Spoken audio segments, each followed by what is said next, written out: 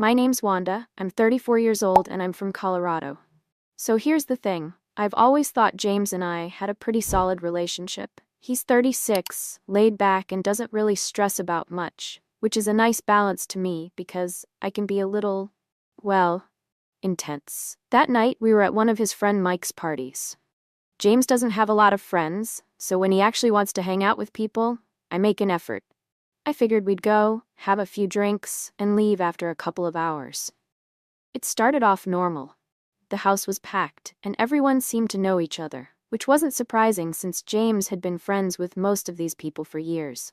I didn't know everyone, but that never bothers me. I'm pretty good at blending in, and honestly, I kind of like being the center of attention when I'm in the mood for it. So, while James was catching up with Mike, I mingled a bit. A few hours in, a group of us ended up in this circle, just talking and laughing about random stuff.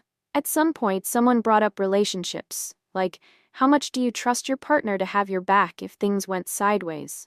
It was all hypothetical, of course, but the question made me smirk. I looked at James, who was sitting next to me, quiet as usual, and before I even thought about it, I said something like, "Oh, I know James wouldn't be able to protect me. I mean, look at him." It got a laugh.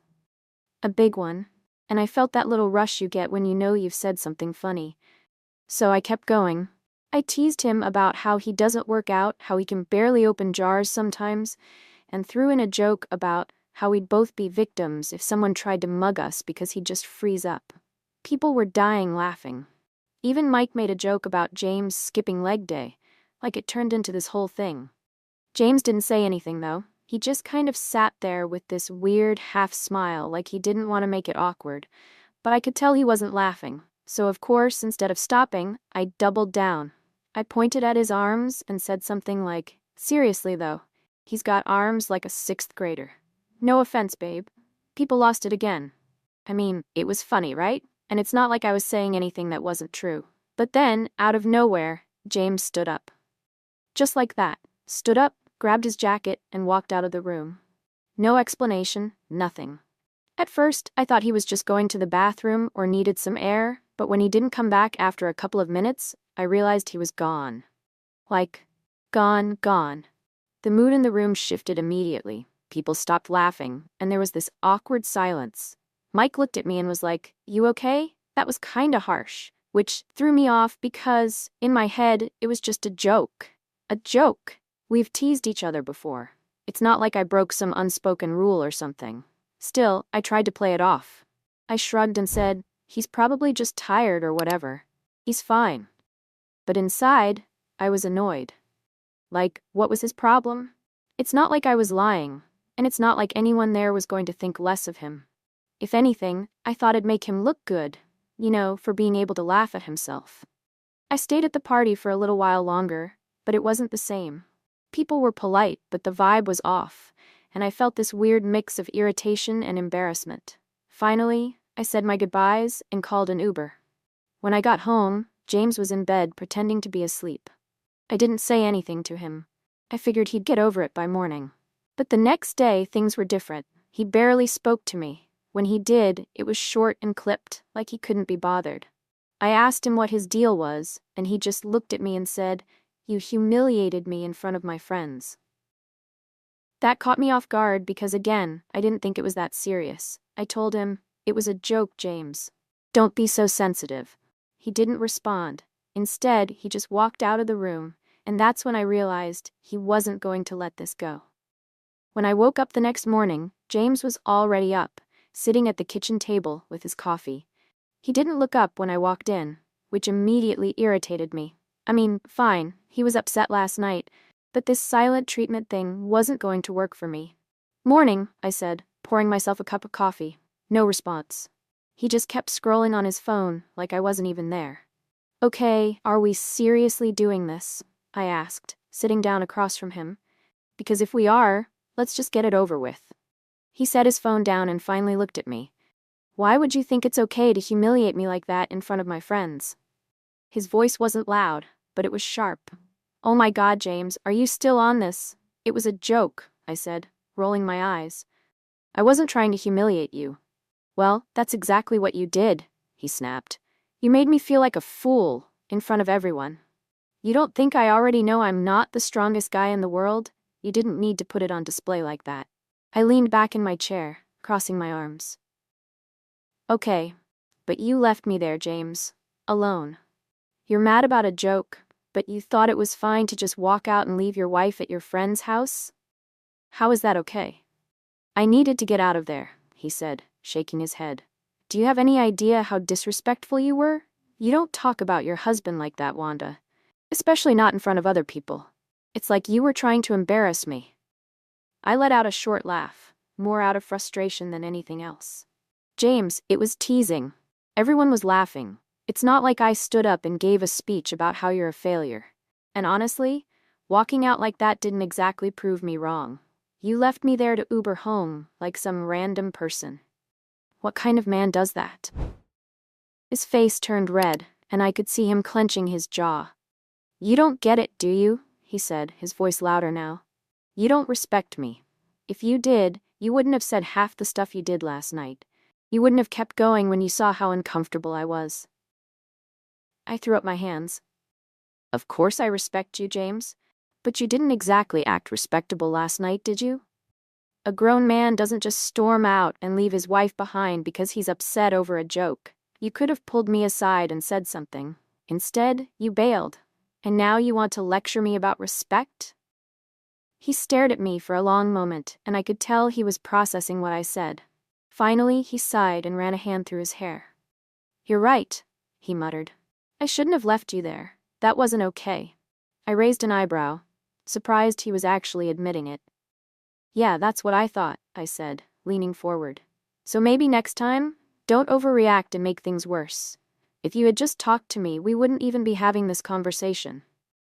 He didn't say anything for a second, just looked down at his coffee.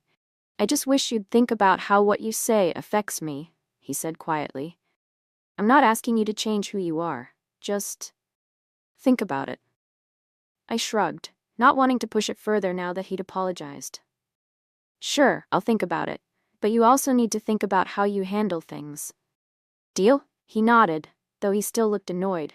I could tell this wasn't over for him, but for me, as far as I was concerned, the matter was settled. After our conversation, I felt pretty good. James apologized, which meant I'd won the argument, and as far as I was concerned, that was that. Sure, he still seemed a little off, but he'd get over it. He always did. That's how our relationship worked. He'd get upset about something, I'd hold my ground, and eventually, he'd come around. I didn't even have to think about it anymore. James wasn't exactly the take charge type. I'd always been the one who kept things moving in our relationship, whether it was making plans, handling finances, or deciding what to watch on TV. He didn't mind. If anything, I think he liked it that way. It's not like he ever fought me on it, so when I say I was the one in control, I'm not exaggerating. That's just how we were, and it worked. Well, it worked for me. A couple of nights later, James told me he was going out for dinner with some friends. Mike and the guys, he said, like that was all the explanation I needed. I raised an eyebrow but didn't press him. I mean, I could guess what this was about. One of those guys' nights, where they all get together and hash out their feelings over beers and burgers, probably talking about how awful I am and how James deserves better. I wasn't stupid. I'd seen how they looked at me after the party. And honestly, I wasn't surprised. Guys like Mike and his crew always act like they're above drama, but they're just as bad as women when it comes to gossip. Still, I didn't say anything. If James needed to vent to them, whatever, let him. He'd come home, and we'd go back to normal. But when he came back that night, something was different. It wasn't anything dramatic. He wasn't storming in with accusations or anything like that. It was more subtle. He was quieter than usual, like he was lost in thought. And when I asked him how dinner was, he just shrugged and said, "It was fine." Just fine? I teased, trying to lighten the mood. What? Did Mike overcook the steak or something? He gave me this small, almost forced smile and said, "No, the food was good. Just had a lot on my mind." That was weird for James. Normally, he'd tell me all about what they talked about, who said what, and which joke got the biggest laugh. But not this time. This time, he just brushed it off and went to bed early. leaving me sitting there, wondering what the hell was going on. Over the next few days, I started noticing more changes. Little things at first. He didn't seem as eager to go along with my plans.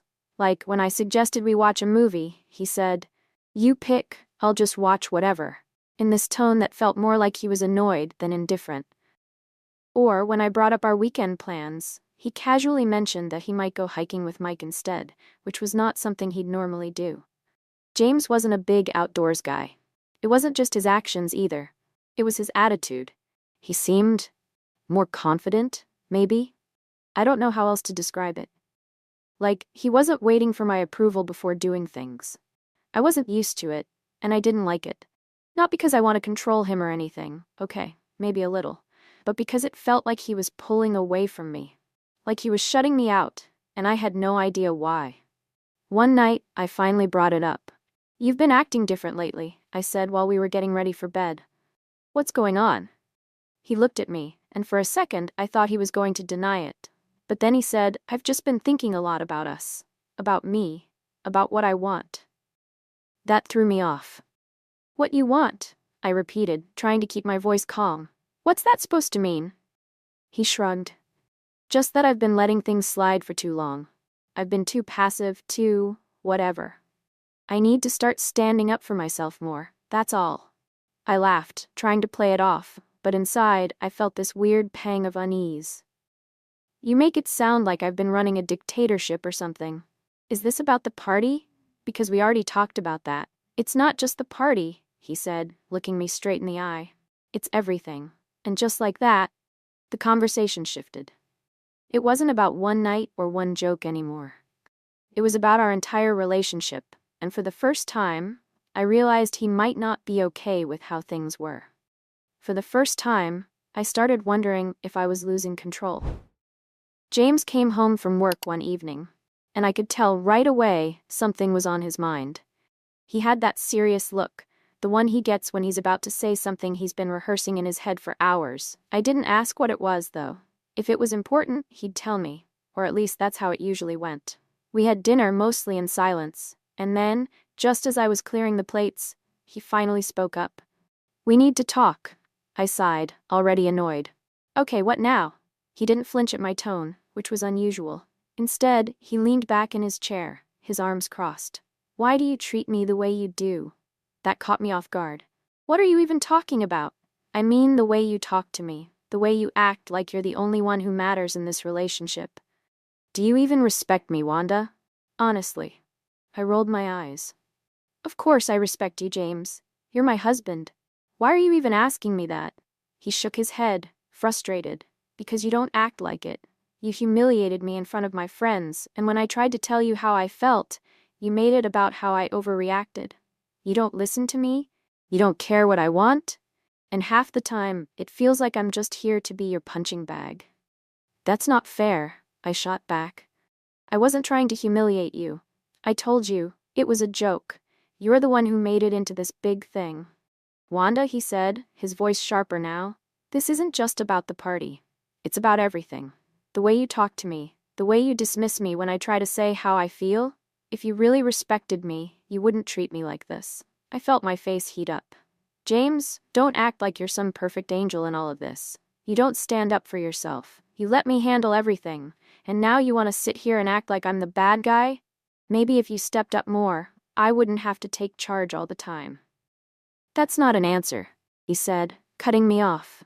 "Why did you even marry me if you don't respect me? Was it convenience? Because I was a safe choice? Or was there something else?" "Because I'm starting to think I'm not the person you actually wanted to marry." I froze, the words hitting me like a slap. "That's ridiculous," I said quickly. "You're twisting this into something it's not." "Am I?" he challenged, his voice rising now. "Because the way you treat me doesn't feel like love, Wanda. It feels like I'm just here. Like I'm not enough for you, and maybe I never was." "That's not true," I snapped. But even as I said it, I could feel the cracks forming in my defense. "You're overthinking this. You're letting your friends get in your head, aren't you? They've been filling you with this nonsense, and now you're trying to blame me for things that aren't even real." "My friends didn't make me feel this way," he said firmly. You did. They just gave me the push to say something. And I'm glad they did, because we can't keep going like this, Wanda. This isn't healthy. It's not fair to either of us. I crossed my arms, leaning back in my chair.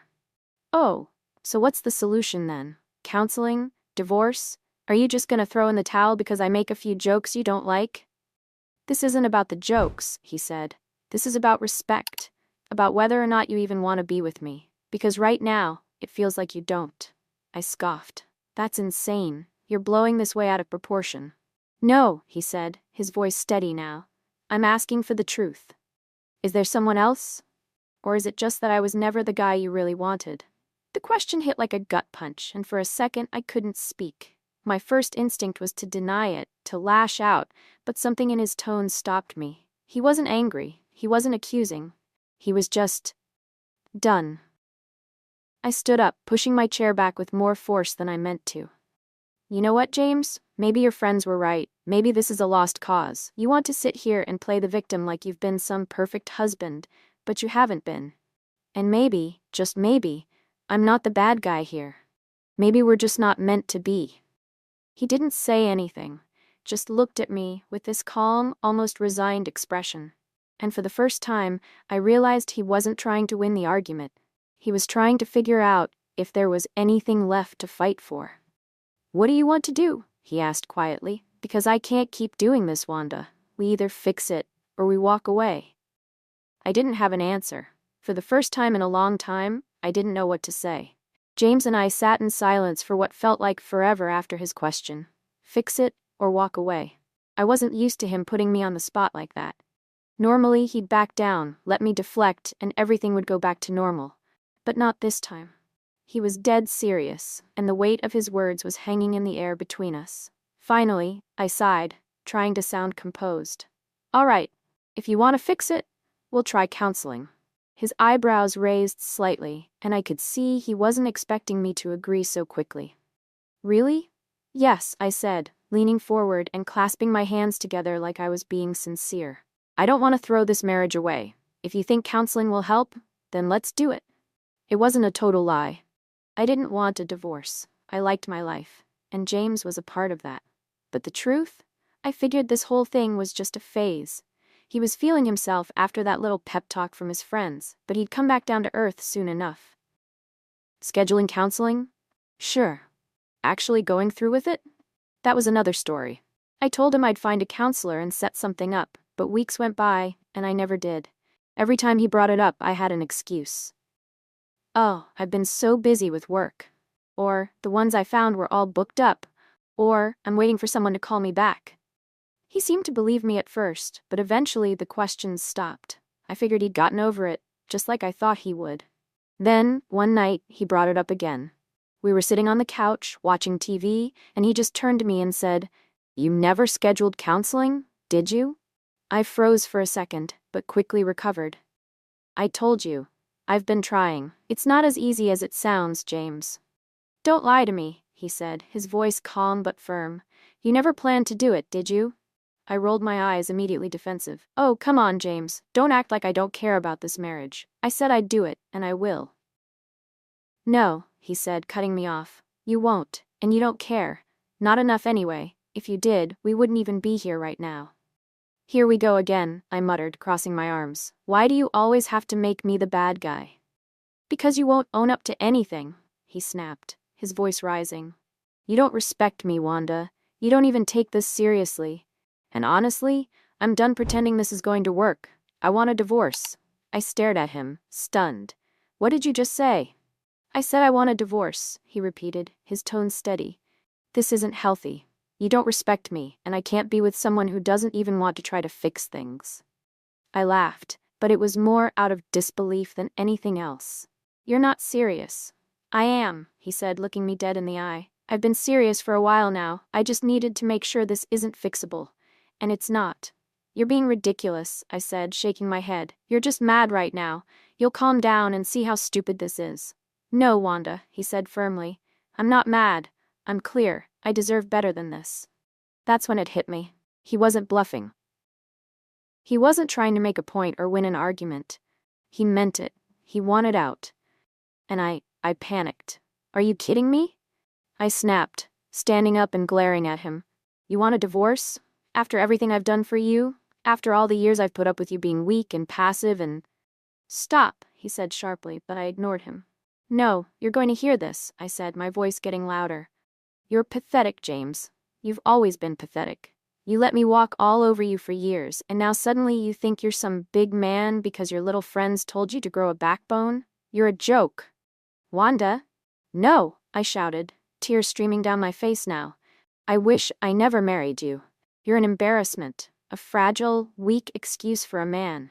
You can't even handle a little joke without running to your friends like a child. And now you think you're better than me? By the time I finished, I was shaking, my chest heaving with emotion. But as the words hung in the air, I realized something. There was no one else to blame. Not James, not his friends, not anyone. Just me. He stared at me for a long moment, his expression unreadable. Then he stood up and walked to the door. You don't have to say anything else, he said quietly. I'll stay at Mike's for now. You can call me when you've had time to think about what you really want. And just like that, he was gone. For the first time in our entire relationship, I wasn't the one in control. And for the first time, I didn't know if I wanted him to come back. Weeks went by after James told me he wanted a divorce. He stayed at Mike's place most nights, but came back to the house every few days to pick up clothes or sort through his stuff.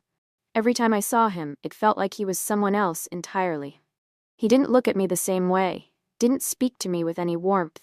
It was like I was a stranger to him, and it killed me. I'd try to make small talk when he came by, anything to break the coldness between us, but he kept it short and polite, like he was talking to a coworker he barely knew. The minute he left, I'd fall apart. I'd sit on the couch and cry, wondering how things had gotten so bad so fast. But as much as I hated the situation, I couldn't bring myself to take any real responsibility for it. I told myself it was his fault, that he'd let his friends poison his mind against me. That's what I had to believe to keep myself from drowning in regret. When the divorce was finalized, it was as fair as it could have been. No one got screwed over, and neither of us walked away with more than the other. I kept the house, he kept the car, and we split the savings evenly. But it didn't feel like a win. It felt like losing a part of myself that I couldn't get back.